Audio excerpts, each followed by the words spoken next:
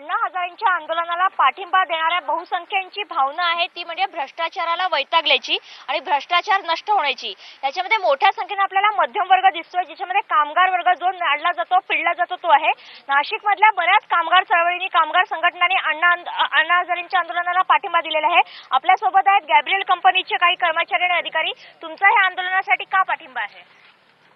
कारण हे सर्वसामान्यांचं आंदोलन आम्ही याला म्हणतो आणि अण्णा हजारे जे पूर्ण नाशिक किंवा पूर्ण देशाचं प्रतिनिधित्व हे दिल्लीमध्ये करतायत आणि त्यामुळे आमचा त्यांना पाठिंबा आहे। तुमचं सरकारला काय सांगणं आहे? की आम्हाला भ्रष्टाचार नकोय। भ्रष्टाचार हा प्रत्येक ठिकाणी तो थांबला पाहिजे, त्याच्यामुळे आम्हालाही त्यांच्या बरोबर आम्ही त्यांना सपोर्ट करतोय। एक कामगार म्हणून तुम्हाला भ्रष्टाचाराचा कुठे कुठे सामना करावा लागतोय? भ्रष्टाचाराचा हा प्रत्येक ठिकाणी सामना करावा लागतो। लहानांपासून मोठ्यांपर्यंत भ्रष्टाचाराला सामोरे जावं लागतं। त्यासाठी अण्णांनी जे आंदोलन उभारलेलं आहे त्या आंदोलनाला आम्ही पूर्णपणे पाठिंबा देतो आहे आणि लवकरात लवकर सरकारचे डोके ठिकाणावर आले पाहिजे आणि अण्णांनी जो मागणी केलेली आहे ती मागणी मंजूर झाली पाहिजे आणि जे विधेयक आहे लोकपाल विधेयक ते मंजूर झालेच पाहिजे।